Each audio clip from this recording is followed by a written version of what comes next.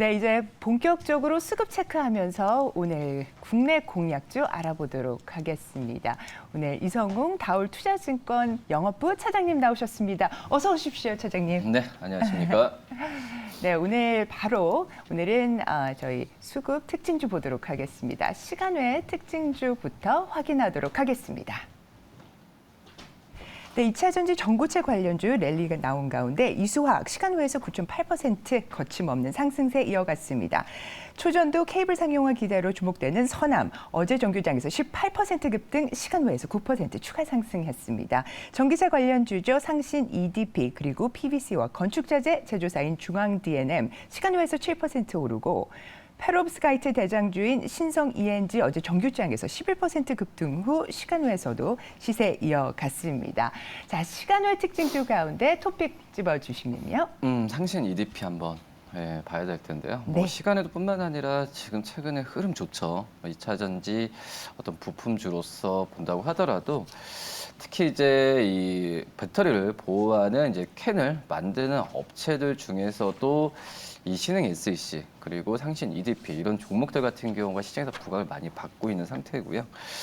특히 이제 상신 EDP 같은 경우에는 어떻게 보면은 이제 삼성 SDI 주식이라고 해도 좀 과언이 아닌 그 종목인데 그만큼 이제 삼성 SDI가 포스코 케미칼 그 40조에 대한 계약을 올 초에 하면서 이 삼성 SDI 납품하는 이 소재 그리고 부품 기업들 같은 경우에는 좀 실적에 대한 기대감이 점점 시간이 지날수록 높아지고 있는 상황으로 가고 있다. 여기에 말해서 뭐 하겠습니까? 전기차, 이 2차 전지 소재주들 같은 경우에 지금 현재 랠리가 지금 계속해서 지금 되고 있는 상황인데 지금 약간은 2차 전지 소재 쪽으로의 집중이 되어 있는 상황이지만 결론을 봤을 때 항상 그랬어요. 2차 전지 소재들이 먼저 가고 그다음에 부품주들이 뒤늦게 가는 모습을 보였을 때 이 상신 EDP 같은 경우에도 지금은 중대형 캔이나 원형 캔 거의 그 납품에 대한 삼성 SDI 쪽에서의 과반수를 좀 차지하고 있기 때문에 이 상신 EDP에 대한 관심도 높은 상황이다라고 생각이 되고 있고 특히 저기 배터리 캔을 만드는 기업들 같은 경우가 다른 2차 전지 소재주들 같은 경우에는 어떤 사업에 대한 전기차 산업에 대한 이 전망이나 이런 부분이 굉장히 이런 부분만 좀 단순하게 그 주가 영향을 미치겠지만 이 2차 이 배터리나 이 캔을 만드는 이 기업들 같은 경우에는 원가 그리고 고객사와의 관계 이런 부분이 굉장히 좀 중요하거든요. 특히 이제 배터리 캔 같은 경우에는 대규모 생산에 대한 부분이 필요하기 때문에 이 어떤 그 수주나 이런 부분에 있어서 고객사와의 밀접한 그 관계가 굉장히 중요하다라고 좀 볼 수 있는 상황에서 이 삼성 SDI와 이 고객사를 끈끈하게 지금까지 유지했다는 점에서 봤을 때 향후 이런 부분은 저는 크게 변하지는 않을 거라고 좀 생각이 되고 있거든요. 그러기 때문에 이 상신 EDP에 대한 이 전망은 좀 밝다라고 좀 생각이 되고 있고요. 추세적으로 본다고 하더라도 뒤늦게 어떻게 보면은 2차 소재들 다음에 신흥 SE도 그렇고 지금 부품주들이 다시 한번 좀 각광을 받고 있는 상황이기 때문에 이 그 상신 EDP뿐만 아니라 신흥 SEC 같은 경우에도 이 같은 맥락에서 좀 관심을 가져야 되지 않을까라고 좀 생각이 되고 있습니다. 네, 가격은 어떻게 좀 전략을 접근을 해볼 수 있을까요? 어제 종가 충분히 저는 무난하다고 생각이 되고 있어요. 항상 작년까지 본다고 하더라도 특히 올 초에 본다고 했을 때도 PER이 11배 수준에서의 머물렀었기 때문에 이 저평가 매력이 있다라고 지금 평가가 좀 되고 있기 때문에 주가가 급격하게 움직이거나 그런 상황은 최근에 좀 시작된 거고 그렇기 때문에 매수 관점을 어제 종가에서 가져가도 나쁘진 않다라고 좀 생각이 되고 있고 네. 목표가는 29,000원, 손절가는 24,000원 말씀드리도록 하겠습니다. 네, 2차 전지 소재주가 먼저 가고 부품주 따라가는 상황에서 상신 EDP 그리고 신흥 SEC까지 좀 잘 보자라는 말씀해 주셨습니다. 어제 종가의 매수 관점으로 보시고요. 또 목표가는 29,000원 제시됐습니다. 네, 그럼 최근 외국인 또 기관 순매수 종목 가운데서 오늘 공략해 볼 만한 종목이 있는지 확인해 보도록 하겠습니다. 우선 외국인 순매수 특징주입니다. 자동차 부품과 그리고 수소차 부품주로도 함께 엮여 있는 모토닉 외국인 20일째 담아가고 있습니다. 현대차는 외국인 5일 연속 순매수했습니다. 2차 전지 전해질 생산하는 첨보, 테슬라가 발표한 마스터 플랜 파트 3 대표 수혜 기업이라는 분석 나오고 있는데요. 외국인 5일째 사들였습니다. 한국항공우주 13일째, 또 현대제철은 8일째 외국인 수급 들어왔습니다. 이어서 기관 순매수 특징주 이어서 보시죠. 경영 공백 길어지는 KT 기관 23일째 담고 있습니다. TSMC 증설 수혜주로도 꼽히는 원익 QNC 기관이 10일 연속 순매수하고 있습니다. 트러블 케어 패치 수출 실적에 힘입어서 주가 랠리 중인 TNL 7일 연속 기관 수급 들어왔습니다. 어보브 반도체 그리고 하이브도 기관 순매수 특징주에 이름을 올렸는데요. 자, 차장님 우선 외국인 순매수 특징주 가운데 오늘 장에서 어느 종목 좀 유심히 보면 좋을까요? 현대차를 한번 좀 봐야 될 현대차요. 텐데 네.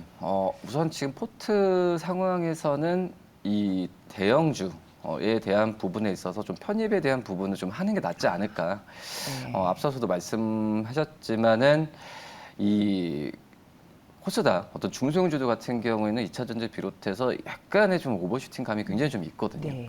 뭐 그런 점에서 봤을 때는 뭐 키맞추기 장세가 필요한 시점이지 않을까라고 생각이 되면서 이 포트의 뭐 대형주, 특히 이제 뭐 삼성전자, SK하이닉스도 그렇고 이 현대차 같은 이 업종의 탑픽 종목들을 좀 매수하는 관점으로 들어가는 게 맞지 않을까라고 좀 생각이 되고 있고요.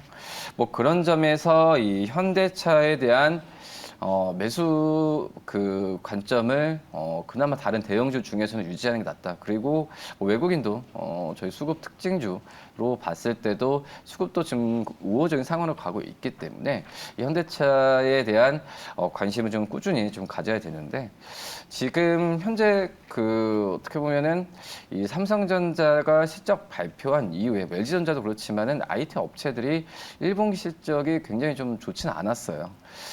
근데 이제 어떻게 보면은 이제 이 발표한 이후에 이 이벤트 해소 관점에서 또 감산 효과도 있는 상황에서 이 반도체 업종들이 지금 각광을 좀 받고 있는데 하지만 현대차 같은 경우에는 어떻게 보면 대형주 중에서도 이 실적이 나오는 몇 안 되는 종목이라고 좀 판단되고 있거든요.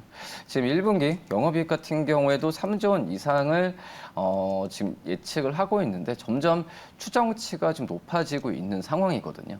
그만큼 그 대형주에서 실적주로 접근했을 때는 저는 뭐 현대차, 뭐 기아, 이 자동차 업체들을 좀 관심 있게 보는 게 맞지 않을까라고 좀 생각이 되고 있고 그리고 약간 이 전기차 2차 전지 메커니즘에서 좀 소외됐던 게 좀 사실인 것 같아요. 뭐 내연기관차에 대한 이 작년에 어떤 수요 둔화. 근데 내연기관에 대한 수요 둔화 같은 경우가 내연기관의 특성이라는 것보다도 전체 어떤 시장에 대한, 전 세계 시장에 대한 경기 위축에 대한 부분이 이 내연기관차에 대한 이 투자 심리도 안 좋게 만들었던 것 같거든요. 네. 뭐, 하지만은 지금은 내연기관차에 대한 수요 부분 같은 경우에는 어떻게 보면은 이 코로나 기간 때도 꾸준하게 이 북미 시장을 중심으로 상승을 많이 했던 상황이기 때문에 이 내연기관차에 의한 현대차에 대한 실적에 대한 기대감은 좀 크지 않나라고 좀 생각이 되고 있고 또 1분기 때 이런 3조 원 이상의 영업이익에 대한 기대감은 단순히 어떤 내연기관 그 북미 쪽에서의 이 판매 호조라기보다도 우려했었던 이제 환율 효과도 좀 기대가 되는 상황이고요. 또 이제 뭐 믹스 개선이나 뭐 가동률 여러 가지 또 일회성 비용에 대한 부분 같은 이 복합적인 요소가 다 작용하면서 이런 3조 원 이상의 실적에 대한 기대감을 가져가지 않나라고 좀 생각이 되고 있고 특히 이제 뭐 어떻게 보면은 전체적인 게 도매 판매 쪽에서의 기대감이 큰 상황이기 때문에 약간 전기차에서 소외됐었던 이 우리나라 이 전방 기업들의 내연기관 차 판매에 의한 실적 호조 부분은 다시 한번 좀 시장에서 좀 재평가를 좀 해야 되는 게 맞지 않을까라고 좀 생각이 되고 있고요. 그리고 이제 뭐 환율이라고 했지만은 뭐 미국 중심으로 어떻게 보면 수출을 좀 배치하는 전략을 몇 년 동안 계속 유지했던 게 현대차라고 좀 볼 수 있거든요. 뭐 그런 점에서 봤을 때는 이 실적에 대한 기대감은 굉장히 좀 높고요. 그리고 뭐 대기 수요도 점점 이 소진하는 부분도 빠르게 지금 진행이 되고 있어요. 뭐 그렇기 때문에 이 자동차 전방 기업들 같은 경우가 이 대기 소진에 대한 부분이 다 됐을 때 그다음에 생산이 나오는 거거든요. 그렇기 때문에 대기 소진이 빠르게 그 소진됐을 때의 생산 부분은 당연히 지금 따라오는 부분이고, 그리고 여기서 하나 더 말씀드리면 또 이제 그 시청자분들께서도 몇몇 분들 물어보셨는데 자동차 부품주들을 말씀을 하셨는데, 이 자동차 부품주들 같은 경우에는 어떻게 보면 그 전방 뭐 기업 그 차가 많이 팔린다고 해서 바로 수주를 주진 않아요. 이 어떻게 보면은 이 재고가 다 해소된 다음에 전방 기업들이 그 다음에 수주를 주는 상황으로 가고 있기 때문에 이 자동차 부품주들은 이 현대차나 기아 같은 전방 기업들이 먼저 간 이후에 또 재고 소진 부분이 어느 정도 눈으로 확인됐을 때 바로 이제 자동차 부품주들한테 실적으로 다가오기 때문에 먼저 지금 전방차에 대한 부분을 보는 게 맞지 않을까라고 좀 생각이 되고 있고요. 네네. 결론만 기저효과가 좀 셀 것 같아요. 너무 뭐 이 평가에 대한 기대감이 너무 낮았었기 때문에 이 시적 장세로 진입했을 때의 현대차에 대한 관심은 지금 정도 가져도 괜찮다라고 말씀드립니다. 네, 이제는 업종 대표 대형주 매수를 고려해야 될 때다라는 말씀과 함께요. 자동차 부품주 같은 경우는 일단 완성차가 먼저 가고 나서 아마 갈 것이다라는 이야기도 해주셨습니다. 가격 전략 좀 나눠주시죠. 우선 목표가 1차적으로 이제 20만 원 제시해 드리겠는데, 제가 항상 이제 괜찮은 종목들 같은 경우는 목표가를 10% 이상 잡은 다음에 그 다음에 이제 목표가 도달했을 때 차익 실현이 아니라 추가적인 매수 관점으로 접근할지 안 할지, 그게 바로 이제 목표가라고 말씀드릴 수 있겠고요. 네네. 그렇기 때문에 20만 원을 만약에 돌파하게 됐을 때는 추가로 매수를 해도 괜찮을 만한 가격이지 않을까라고 좀 판단이 좀 되고 있습니다. 네, 현대차 1차 목표가 20만 원으로 제시해 주셨습니다. 네, 그럼 기관 순매수 특징주 가운데 토픽 꼽아주시죠. 원익 QNC 말씀을 드릴 텐데, 네. 역시 이 반도체 요새 지금 좀 장비주들 먼저 좀 가는 것 같아요. 네. 근데 이제 이 소재주들도 당연히 가야 되는 게 맞다라고 좀 생각이 되고 있고요.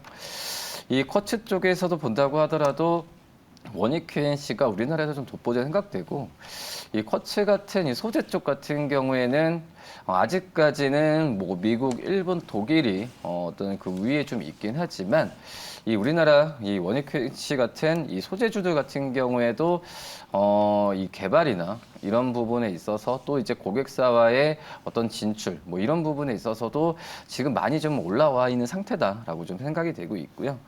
이 원익 QNC 같은 경우에도 이 쿼츠가 지금 거의 뭐 그 매출비 중에 80% 이상 좀 차지하고 있고, 뭐 세정 또 세라믹 부품 같은 경우에도 지금 현재 뭐 15% 16% 차지하고 있는 그런 상황이고, 특히 이제 뭐 쿼츠 매출 중에서도 50%가 지금 식각 공정에 좀 사용하고 있기 때문에, 이 어떻게 보면 식각 공정 같은 경우는 반도체 제조하는데 필수적인 요소라고 좀 볼 수 있거든요.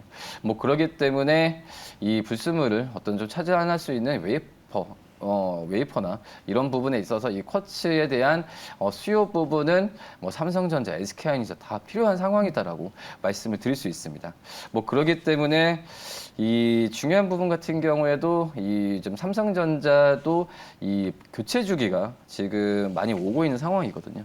뭐 그러기 때문에 이 식각에 대한 지금 제조 공정의 과정에서 이 원익 QNC의 쿼츠에 대한 수요 부분은 계속 늘어날 것으로 판단되고 있고요. 특히 이제 이 쿼츠 소모품의 수명이 거의 6개월에서 3년이에요.